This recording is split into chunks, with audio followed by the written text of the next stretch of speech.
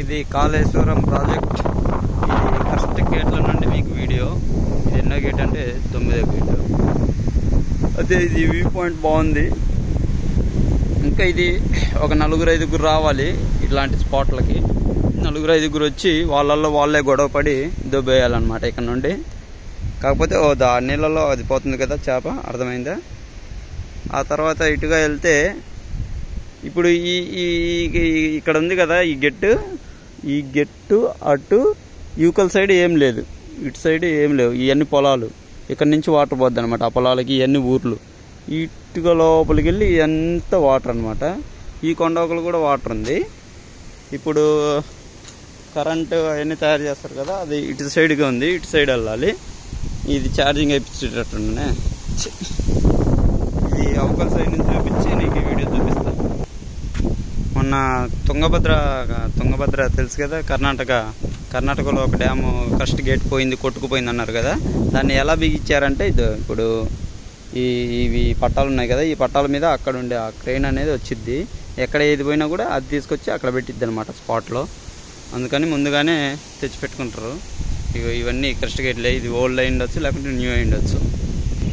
ఇది దట్టమైన అడవి, చాలా బాగుంది. అంతా వెదురు బొంగులు, మర్రి చెట్లు, ఇంకా కొన్ని వేరే ఇతర చెట్లు.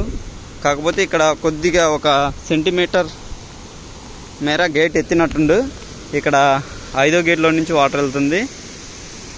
మొత్తానికి మనం శ్రీశైలం డ్యామ్ చూస్తాం కదా, యాక్చువల్గా అది మనం దగ్గరికి వెళ్ళి, అంటే అప్పట్లో ఎవడో ఒకడు మేము పోయే ముందే దూకాడు. ఆ తర్వాత మమ్మల్ని పంపించలేదు. ఈ కృష్ణ గేట్లు చాలా భారీ నిర్మాణంగా ఉన్నాయన్నమాట. ఇంకా అట్లా కిందికి వెళ్తే ఆ వాటర్లో మునిగిపోతాం, అందుకని మనం పోకూడదు. ఇటుగా వెళ్తే పవర్ పాయింట్, అట్లా వ్యూ పాయింట్ అన్నీ వస్తాయి. నేను వెళ్తున్నాను ఇటు, కాకపోతే అప్పటికే ఛార్జింగ్ అయిపోదు కదా. ఇది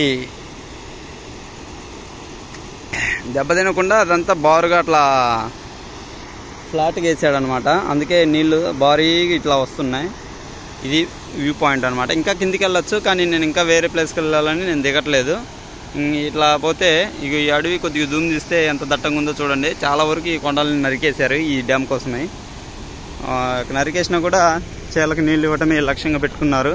ఇక మొత్తం ఎదురు బొంగులు. మధ్యలో వీడియో ఎందుకు ఆపుతున్నానంటే, ఒకే చోట 5 నిమిషాలు పెట్టలేం కదా. అందుకని ఇక్కడ కొన్ని ప్రాంతాలని ఈ వీడియోలో నేను పడేటట్లుగా కొన్ని ఎన్నో ప్లాన్స్ వేసుకుంటే ఇవన్నీ మొత్తానికి ఎక్కడికి వెళ్తే అక్కడ మన ఈ వీడియోలో తీసే వీడియోలో మనం కూడా ఉండాలని కోరుకోవడం అనేది ఒక సంప్రదాయం అన్నమాట. అందులో నేను ఒకటిని. కామెడీ ఏంటంటే ఇది ఒక 1000 మీటర్లు చూపించింది. ఇంకా మొబైల్ ఛార్జింగ్ అయిపోయేలా ఉంది, కొద్దిగా ఉంది, 30-40 ఉంది. అంటే ఈ వీడియో ఆన్లో ఉంటే అది ఎంఎస్పీలో అన్నమాట. 130 ట్రైన్ పోద్ది కదా, అంత ఫాస్ట్లో అయిపోద్ది. మీకోసం ఇప్పుడు అలాంటి నిర్ణయాలు తీసుకుంటే మాత్రం ఒక్కడిద్ది. యాక్చువల్గా ఇక్కడ ఒక దారి ఉంది. ఈ దారిలో నుంచి వెళ్తే ప్లేస్ వచ్చిద్ది, కానీ మధ్యలో దారి లేకపోతే నేను ఈ 1 నిమిషం వేస్ట్ చేసినట్టయితే. సీన్ క్లియర్గా అర్థమైంది. కామెడీ ఏంటంటే, అక్కడ జూమ్లో కనపడుతుంది కదా, ఇది పెద్ద వాగు అండి. ఈ వాగుని బేస్ చేసుకొని ఈ కొండల మధ్య ఒక స్థలాన్ని క్రియేట్ చేసి డ్యామ్ ప్రాజెక్ట్ అనేది నిర్మించారు. కాకపోతే ఇప్పుడు నేను అక్కడికి వెళ్ళినాక ఎవడమ్మా నువ్వు తొందరగా ఇక్కడి నుంచి బయలుదేరు, ఇక్కడ అల్లో లేదు మీకు అని చెప్తారు. నేను వెనక్కి తిరిగి వస్తాను. ఈ కట్ట అనేది ఒక చిన్న గ్యాప్ అనమాట. ఆ గ్యాప్లలో కొన్ని డ్యామ్స్ కట్టడం కుదరదు. ఆ వాటర్లో రాళ్ళ కట్ట వేసుకు ఇక్కడ నీళ్లు చిన్నగా పారుతున్నాయి కదా, ఇదంతా సోలార్ సిస్టమ్కి అనమాట. ఈ నీళ్ళు అనేది వాడి కరెంట్ ఉత్పత్తి చేస్తుండ్రు ఇక్కడ.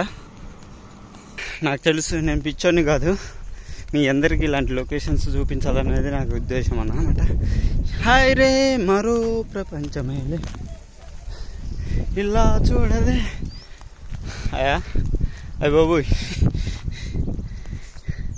ఎక్సలెంట్ అండి.